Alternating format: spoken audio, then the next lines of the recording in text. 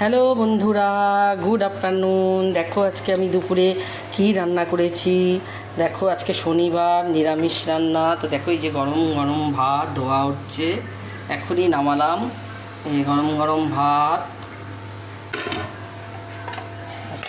এখানে দেখো মিষ্টি কুমড়ো কালো জিরা ফোড়ন দিয়ে ভাজা, আর পটল ভাজা। পটলটাকে 2 পিস করে কেটে কেটে, মানে 4 পিস আর কি, একটা পটলকে 4 পিস করে কেটে কেটে ভেজেছি। হ্যাঁ, পটল ভাজা। আর দেখো মুগ ডাল পেঁপে দিয়ে মুগ ডাল করেছি। যে পেঁপে দিয়ে মুগ ডাল। আর এখানে দেখো বাঁধাকপি দিয়ে, আলু দিয়ে, পনির দিয়ে পোস্ত করেছি।